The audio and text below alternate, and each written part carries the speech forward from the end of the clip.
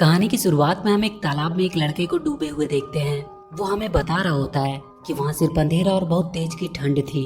तब उसने चांद को देखा, उस पे उसकी चमकती हुई रोशनी पड़ी जिसने अंधेरे को भगा दिया और उसके बाद उसके अंदर का डर भी भाग गया। वो वहाँ क्यों था और उसकी जिंदगी का क्या मकसद था उसे कुछ भी नहीं पता।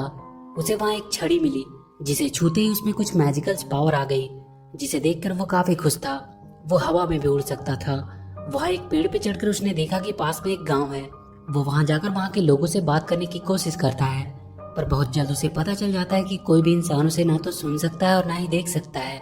उसका नाम जैक फ्रॉस्ट था, इतना ही उसे चांद ने बताया था। और इसी तरह लगभग 300 साल बीत गए। आगे हम नॉर्थ पोल को देखते हैं। वहाँ सैंटा अपना क्रिसमस गिफ्ट बनाने में लगा हुआ था। तभी वो वहाँ के ग्लोब में देखता है कि वहाँ की चमकती हुई लाइटें बंद होती जा रही है। ये लाइट्स इस बात का सबूत थी कि धरती पे रहने वाले लोग अब भी गार्डियंस पे भरोसा करते हैं। और जैसे जैसे वो लाइट्स बंद होती जा रही थी, मतलब अब वो उन पे भरोसा करना बंद करते जा रहे हैं। तभी सैंटा को वहाँ पिच ब्लैक दिखाई देता है, जो बच्चों को बुरे सपने और डर देता था। सैंटा को ये खतरे की घंटी लगती है। वो तुरंत अपने बाकी के गार्डियंस को बुलाता है, जिनमें से एक होता है ईस्टर बनी, जो ईस्टर फेस्टिवल के दिन सारे बच्चों के घर में रंग बिरंगे एग्स रखता था। दूसरी होती है टूथ फेरी, जो अपनी और भी बहुत सारी नन्ही परियों की मदद से बच्चों के टूटे हुए दांत उनके तकिए के नीचे से कलेक्ट करती थी, जिनमें उन सारे बच्चों की यादें भी होती थी। और तीसरा होता है सैंडमैन, जिसका काम था उन बच्चों को सुनहरे और अच्छे सपने दिखाना, जो उन्हें अपनी जिंदगी में सच्चाई के रास्ते पे चलने के लिए मोटिवेट करती है। सैंटा उन सबको बताता है कि शायद कोई बड़ा खतरा उन पे आने वाला है, क्योंकि उसने पिच ब्लैक को देखा है और वो शायद फिर से वापस आने की कोशिश कर रहा है। तभी उनके पास चांद की रोशनी पड़ती है, जिसमें उन्हें जैक फ्रॉस्ट की परछाई दिखाई देती है। चांद उन सबको एक नया गार्डियन दे रहा था। जैक फ्रॉस्ट को देखकर बनी खुश नहीं था, क्योंकि उसे लगता है कि वो एक बहुत ही गैर जिम्मेदार और स्वार्थी लड़का है और वो एक गार्डियन बनने के लायक नहीं है। पर सैंटा उससे कहता है कि अगर चांद ने इसे गार्डियन बनाया है तो जरूर इसके पीछे कोई बड़ा मकसद होगा। आगे हम जैक फ्रॉस्ट को देखते हैं, जो अपने स्नो पावर से लोगों के साथ मस्ती कर रहा होता है। उसे इस काम में बहुत मजा आता था। वो सर्दियों में अपना सारा समय ऐसे ही गुजारा करता था। उसे बस इस बात से परेशानी थी कि कोई भी बच्चा जैक फ्रॉस्ट पे बिलीव नहीं करता था, जिसकी वजह से वो किसी को भी दिखाई नहीं दे सकता था। वो वहीं खेल रहे जिमी नाम के एक लड़के को अपनी प्रेजेंस बताने की कोशिश करता है। जिमी अपने दोस्तों के साथ बर्फ में खेलने लगता है। जैक फ्रॉस्ट उसे वहाँ शहर में बर्फ की स्लाइडिंग भी करवाता है, जिसमें उसे बहुत मजा आता है। पर वो ये नहीं समझता कि ये सब जैक फ्रॉस्ट की वजह से हो रहा है। जैक उदास होकर वहाँ से चला जाता है। वो रात में चांद से बातें कर रहा था कि उसने उसे क्यों बनाया, उसका मकसद क्या है। तभी वो देखता है कि सैंडमैन की सुनहरी रोशनी बच्चों को सुनहरे सपने देने आ गई है। वो थोड़ा खुश हो जाता है। वहाँ के बच्चे सपने देखने लगते हैं। तभी ब्लैक पिच आकर उनके सुनहरे सपने को एक नाइटमेयर में बदलने लगता है। वो अपनी काली शक्तियों को हर जगह फैला देता है और उन सारे सुनहरे सपनों को नाइटमेयर में बदलने लगता है। जैक को वहाँ शहर में उस दिन बनी मिलता है और उसके आदमी जैक को पकड़कर एक मैजिकल पोर्टल के थ्रू नॉर्थ पोल ले आते हैं।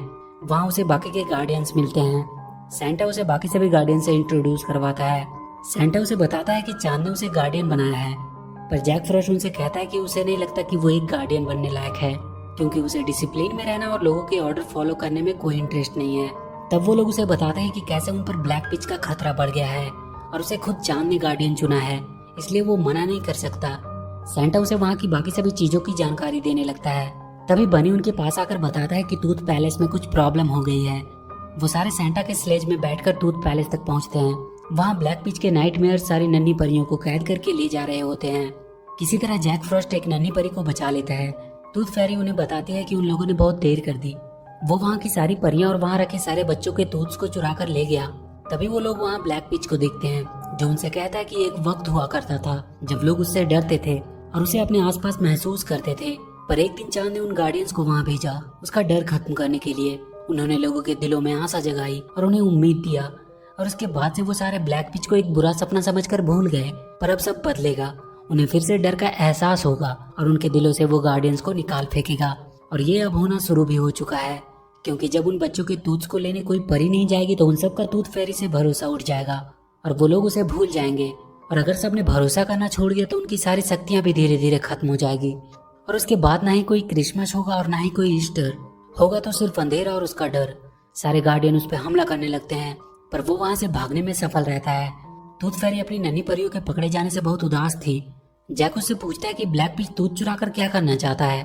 टूथ फेरी उसे बताती है कि बात सिर्फ टूथ्स की नहीं है, इनमें उन बच्चों की यादें हैं। वो अपनी परियों के साथ उन बच्चों पर नजर रखती है और कभी भी उनकी लाइफ में अगर उनके बचपन की मेमोरी की जरूरत पड़ती है तो वो उन्हें वो यादें देते हैं। वो कहते हैं कि उनके पास सबकी यादें रहती है, यहाँ तक कि जैक की भी यादें उनके पास थी। वो उससे कहते हैं कि तुम्हारी भी एक जिंदगी होगी, तुम्हारी जैक फ्रॉस्ट बनने से पहले की। जैक फ्रॉस्ट अब किसी भी हालत में अपनी पुरानी लाइफ के बारे में जानना चाहता था।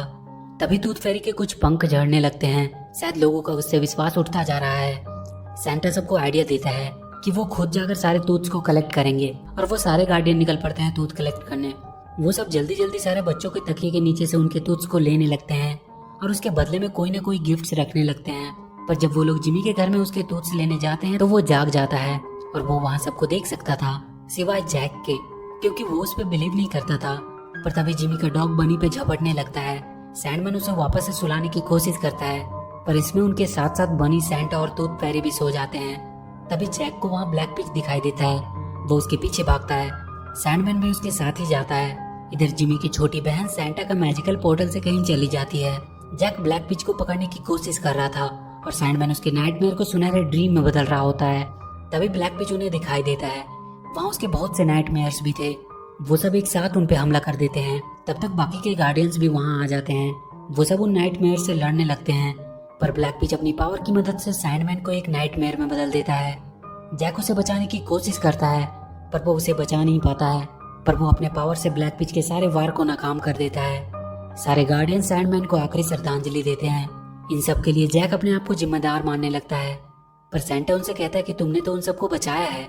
वो सारे देखते हैं कि वहाँ ग्लोब से कुछ लाइटें बंद होने लगी है।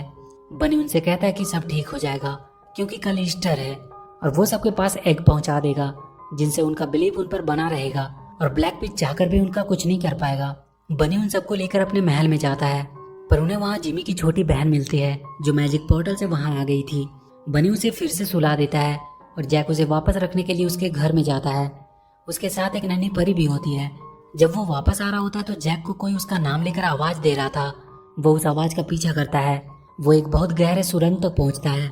आवाज उसके अंदर से आ रही थी। वो उसके अंदर चला जाता है। वहां उसे वो सारी नन्ही परियां बंद मिलती है जिसे ब्लैक पिच ने कैद करके रखा हुआ था। वहाँ बहुत से टूथ्स भी थे और उन्हीं में से वो आवाज आ रही थी। वो अपने नाम का टूथ्स को वहाँ ढूंढने लगता है। तभी ब्लैक पिच वहाँ आता है और उसे उसका टूथ दिखाता है। जैक उसके पीछे पीछे भागने लगता है। वो उसे उसका टूथ दे देता है। वहाँ वो एक सुरंग तक पहुँचता है जहाँ सारे ईस्टर एग्स टूटे पड़े थे। वो वहाँ से बाहर निकलता है। वहाँ उसे बाकी गार्डियंस मिलते हैं। वो उससे पूछते हैं कि वो कहाँ था। नाइटमेयर्स ने उनके टनल पे हमला किया और सारे एग्स को बर्बाद कर दिया। जब उन्हें पता चलता है कि वो ब्लैक पिच के साथ था तो वो लोग उस पर बहुत गुस्सा करते हैं। वो उससे कहते हैं कि जब उन्हें उसकी सबसे ज्यादा जरूरत थी तो वो वहाँ से गायब था। जिमी और उसके दोस्तों को जब ईस्टर एग नहीं मिलते हैं तो वो लोग मान लेते हैं कि गार्डियन होते ही नहीं है। जिमी उन्हें विश्वास दिलाने की कोशिश करता है कि उसने अपनी आंखों से उन्हें देखा है, पर कोई उसकी बातों पे भरोसा नहीं करता है। सब अपने घर वापस चले जाते हैं। जैक भागकर अंटार्कटिका आ जाता है। वहाँ भी उसे ब्लैक पिच मिलता है जो उससे कह रहा था कि वो गार्डियंस तुम्हें कभी भी अपना नहीं मानेंगे, वो उसके साथ मिल जाए। फिर सब लोग ब्लैक पिच और जैक फॉरेस्ट को जानने लगेंगे, पर जैक कहता है कि वो नहीं चाहता कि लोग उसे डर के मारे जाने और वो वहाँ से जाने लगता है। पर ब्लैक पिच एक नन्ही परी को मारने की धमकी देता है और उससे उसका स्टिक मांगता है। जैक उसे अपना स्टिक दे देता है। स्टिक मिलते ही वो उस परी को दूर फेंक देता है और उस स्टिक को तोड़ देता है। वो जैक पे हमला करके उसे वहाँ एक खाई में फेंक देता है और उसका टूटा हुआ स्टिक भी वहीं फेंक कर चला जाता है। कुछ देर बाद जैक की आंख खुलती है। वो देखता है वो नन्ही परी वहीं गिरी पड़ी है। वो उसे उसके जेब से उस टूथ को निकालने को कहती है। उसे छूते ही जैक को उसकी पुरानी जिंदगी दिखाई देने लगती है। उसकी एक छोटी बहन थी। वो दोनों एक दिन खेल रहे होते हैं। तभी उसकी बहन के नीचे का बर्फ टूटने लगता है। वो किसी तरह वहां पड़ी एक छड़ी की मदद से उसे बचा लेता है, पर वो खुद वहीं तालाब में डूब जाता है। तब उसे समझ आता है कि उसे चांद ने एक गार्डियन क्यों बनाया, क्योंकि उसने अपनी जान पे खेलकर अपनी बहन को बचाया था। वो वहां पड़ी अपनी टूटी स्टिक को उठाकर फिर से जोड़ने लगता है और उसकी पावर से वो फिर से जुड़ जाती है। वो वहां से डायरेक्ट उन सभी नन्ही परियों को छुड़ाने पहुंचता है। वो उनके पिंजरे को खोल देता है, पर वो सब उड़ नहीं पा रही थी।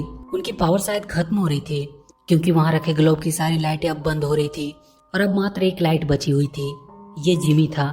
जैक तुरंत उसके पास पहुंचता है।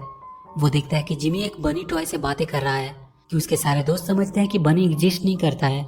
तब जैक वहां बर्फ का एक बनी बनाकर उसकी तरफ भेजता है, जिसे देखकर जिमी बहुत खुश हो जाता है। पर वो बनी टूटकर छोटे छोटे स्नो में बदल जाता है। वो समझ जाता है कि ये बनी नहीं बल्कि जैक फ्रॉस्ट है। वो पीछे मुड़कर देखता है कि वो जैक को देख सकता है। जैक भी बहुत खुश हो जाता है कि पहली बार किसी ने उसे देखा। वो उसे बताता है कि सारे गार्डियंस रियल होते हैं। तभी जैक देखता है कि बाकी के गार्डियंस भी वहां आ गए हैं, पर वो सब अब पावरलेस हो चुके हैं। बनी भी अब एक छोटा सा बनी बन चुका है। तभी ब्लैक पिच वहां आता है। जैक उस पर हमला करने लगता है, पर बहुत जल्द वो उससे हार कर नीचे गिर जाता है। ब्लैक पिच उन सबको मारने के लिए उनकी ओर बढ़ता है। तब जिमी जैक से कहता है कि उसे बहुत डर लग रहा है। जैक को अपनी बहन की याद आती है। वो जिमी से कहता है कि इससे डरने की कोई जरूरत नहीं है, और वो एक स्नोबॉल उसके ऊपर फेंकता है, जिसे देखकर जिमी हंसने लगता है। जैक उसे लेकर उसके बाकी सभी दोस्तों को भी अपने ऊपर बिलीव करवाता है। अब जिमी के दोस्तों को भी वो सारे गार्डियन नजर आ रहे थे, पर ब्लैक पिच अब भी बहुत ज्यादा ताकतवर था। वो उनसे कहता है कि वो सब मिलकर भी उसे रोक नहीं सकते। तब जिमी और उसके सारे दोस्त आगे आते हैं और कहते हैं कि वो इन्हें बचाएंगे, क्योंकि वो उससे नहीं डरते। ब्लैक पिच उन पर हमला करता है, पर जिमी को उसके छूते हुए उसकी काली शक्तियां सुनहरे लाइट्स में बदल जाती है और उन सारे गार्डियंस की पावर फिर से वापस आ जाती है, और वो सारे मिलकर उसके सारे नाइटमेयर्स को खत्म करने लगते हैं। ब्लैक पिच जैक पे हमला करता है। तभी एक सुनहरी रस्सी उसे अपनी ओर खींचती है। ये सैंडमैन होता है, जो वापस आ चुका था। वो ब्लैक पिच को वहीं ऊपर उछाल कर नीचे पटक देता है। ग्लोब की लाइट फिर से एक एक करके जलने लगती है, और सैंडमैन के सुनहरे सपने फिर से सबको खुशी देने लगते हैं। ब्लैक पिच के नाइटमेयर अब उसी पे भारी पड़ रहे थे, क्योंकि अब वो बहुत डरा हुआ था। वो सारे नाइटमेयर्स उसे खींचकर उसी अंधेरी गुफा में फिर से बंद कर देते हैं। जैक और सारे गार्डियंस उन बच्चों को बाय बोलकर वापस चले जाते हैं, और इसी के साथ ये मूवी खत्म हो जाती है। तो वीडियो अगर अच्छी लगी हो तो please do like and share the video, and please subscribe to my channel and press that bell icon.